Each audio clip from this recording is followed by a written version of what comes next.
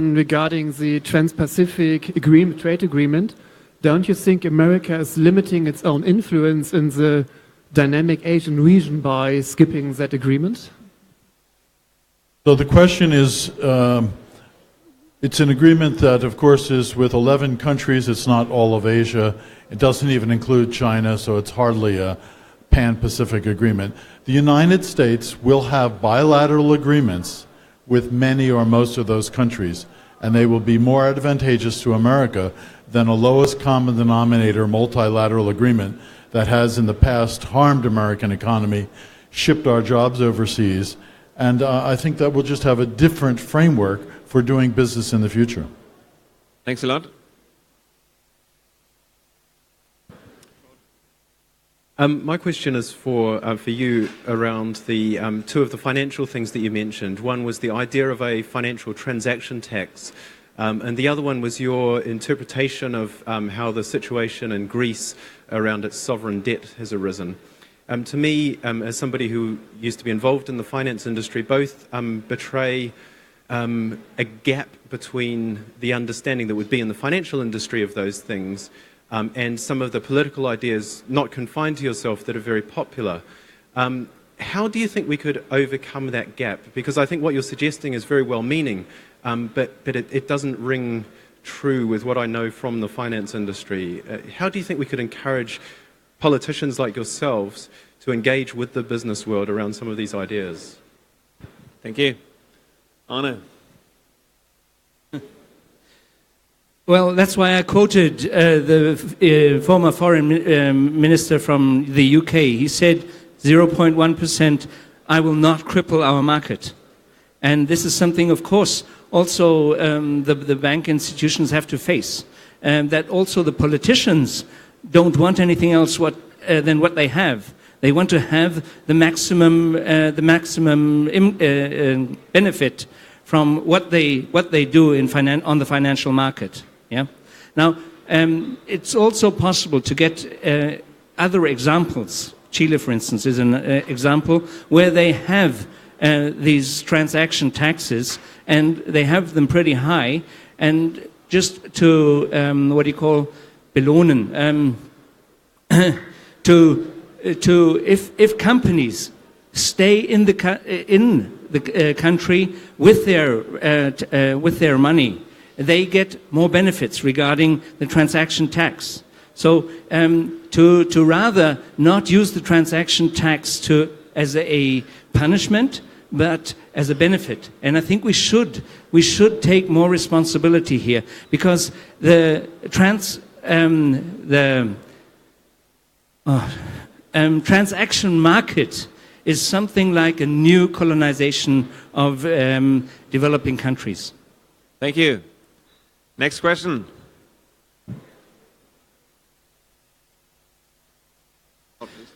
In order to better understand President Trump, I think it's also important to understand the key people who are around and behind him, of which there are obviously many. But what do you think should we know about Steve Bannon, and what do you know about his spiritual background? So, unlike a European parliamentary system, American presidential system, regardless of who's elected, has an enormous turnover of the people at the senior levels in government. About 4,000 jobs are appointed by President Trump. So it's a very large number, not just at the cabinet level, the sub-cabinet level, the ambassadorial level, but throughout the entire administration. So it's a very significant thing. And of course then in the White House, which is of course what you're referring to directly, there's a substantial staff of people who are involved in communications and strategy and economics and budget, etc. One person who has gotten a lot of attention, person I do know, a person who has been, I guess, featured in the German press very significantly is Steve Bannon. Steve Bannon is a less than well-known, until recently, media person on the right of the political spectrum. He's been an investment banker at Goldman Sachs, and he's been a producer and financier of Hollywood motion pictures. He's also a very strong Catholic with a very strong spiritual backbone, And I think he is probably, as chief strategist, the person most influencing, because he did manage the campaign, but managing now the kind of policy outlook and thrust, the longer horizon, not so much the day-to-day activity, but the longer thinking of President Trump. So he's a very significant actor, a person who does not actually take the public stage very often. He did this last week at the CPAC convention in Washington, D.C., and it got a great deal of attention. So when he speaks, people are listening, but the person he's speaking to most is the President of the United States. Thank you, Ted. Another question? Do we have something on Facebook? No? Right. Okay, over there.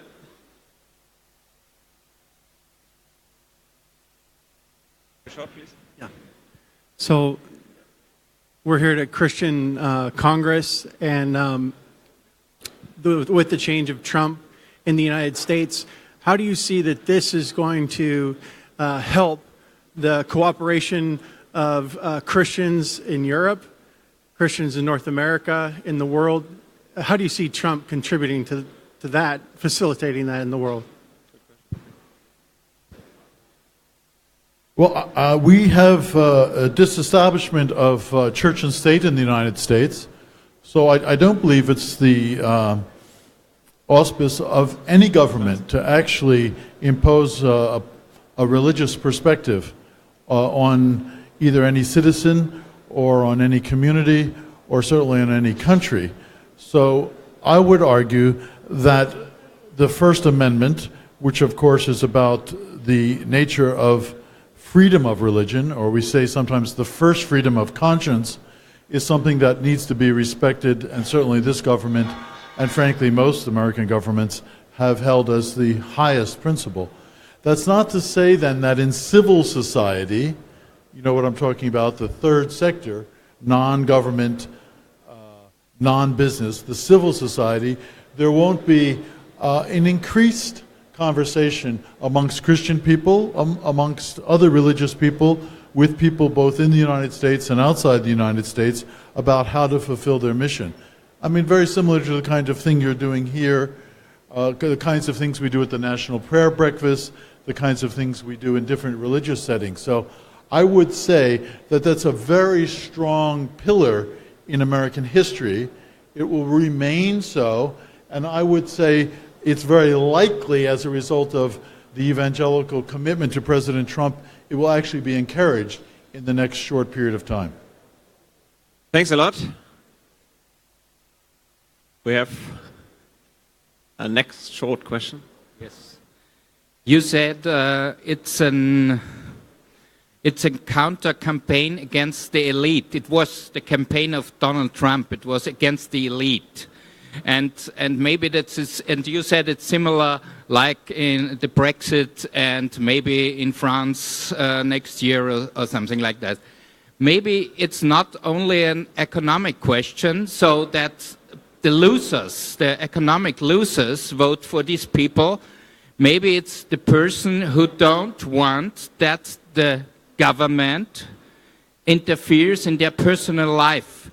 And that means also in the sense of open up the question of sexuality and all this stuff. So this liberality, this high liberality in every account on the one side, on the other side, regulations for everything in the sense of political correctness. Maybe that's the one major reason for the votes for this kind of candidates. Are you agreeing? I would agree, and I think that's a very perceptive comment. Sometimes we think that elections are only about the economy. We say the economy's stupid. But they're also about social values. And the Christian community in particular has very strong social values about sexuality. So just this last week, President Trump made some decisions through executive orders about transgender bathrooms.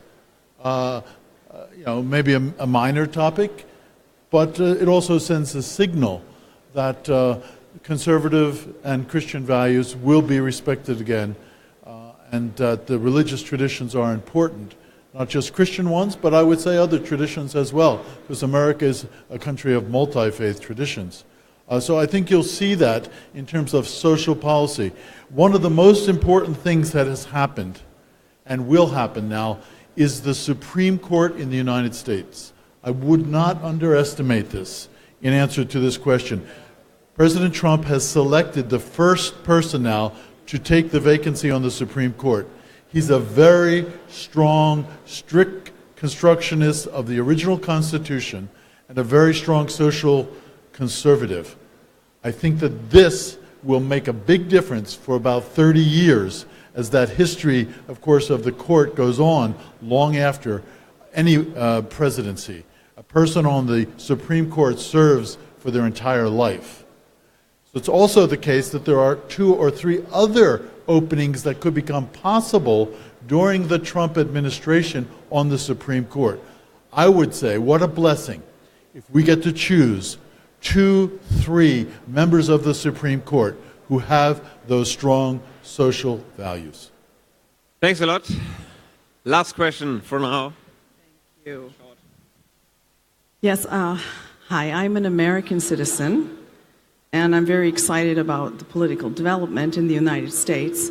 But my question is, since I am living here in Germany, and there doesn't seem to be a contract that was done after Versailles, so the war is over for 70 years, and it still seems like America still has a hand on Germany. And so what is it, in your opinion, what is the weight of that? What does it mean for Germany? Is our Constitution valid, or can it be overridden by the United States, still knowing that we do have military here and so on and so forth? So I would just like to know, what are the consequences of not having that, contract after World War II? Thank you. Well, I think we have to relive a long history and, of course, what happened and how it was overcome then in the ensuing years, both economically and democratically, not only with the basic law, but the formation of German institutions. The relationship between Germany and the United States, I would say, has been as strong as almost any relationship in American history, at least in the 20th and early 21st century. Clearly, many American troops have now left the European shores, but there is still this strong North Atlantic Treaty Organization, which maybe is not so obsolete after all. As long as we re-engineer it and pay for it, it has a significance. But it should also be looking ahead and not backwards. Whether Russia is the enemy that some make it out to be is still a question, I think, to be determined, but something to be careful about. But the threats of cybersecurity and of terrorism, I think, are the looming threats in the 21st century. So yes, Germany and the rest of Europe and the United States together, I think, have a great responsibility. And I don't think that that will come apart, certainly not during the Trump administration. Thanks a lot, Ted. I have a last question to both of you. So if you see the next 2 years having an outlook, what is your deepest desire for the relationship between the USA and Europe? Maybe from the bottom of your heart, what are you dreaming of? Let us share that. Arne. I would, for my own, no. I think 28 states in Europe is a strong unity. And we shouldn't fuss around regarding the American politics, but we should remember our own power in politics. What we're doing in the last few years is weakening ourselves, and this is something we have to turn around. We don't change America. America has voted for their president, and that's their responsibility. We have our responsibility here in Europe. And I kindly ask you to take care that values are treated in the right way in Europe, and if they are not, then please step in as a Christian church to put things right again. Thank you very much. Thanks, Arne Gericke. Ted. So I think it's 27 countries now, not 28 in Europe. But the question of European prosperity, the question of European health, the question of European democracy is a question that Europeans have to answer themselves. And you still have democratic elections in Europe, thankfully. This is a very deeply rooted tradition, obviously a different political system than the American one, oftentimes with coalition governments, oftentimes with a multiplicity of parties, of course in many countries with proportional representation. These are not American traditions. And America does not try to influence that. So I'm very hopeful that that kind of democracy will allow Europe to flourish, and these decisions will be made over the course of the next 18 months, 2 years, and a strong relationship with America will still be encouraged, albeit in new and novel forms. Many thanks to both of you. Has been a great session with you, and many thanks for the insights you gave also in the new president, and you will be here with us for a couple of minutes, so if you want to ask him afterwards, it's possible. Thanks to you. We are at the end of our program. Yes, we're really honored you were here. We are privileged to be able to ask questions. And even now, as you said, you can just mingle and have a coffee and talk and continue with the discussion. And even there in Facebook, you are allowed still to comment, even if it's offline again. But you will still be able to watch it afterwards and leave comments, ask questions. We're happy to comment back and look at it later. Danke, dass alle da waren, auch da draußen in Facebook. Hinterlasst Kommentare und Fragen.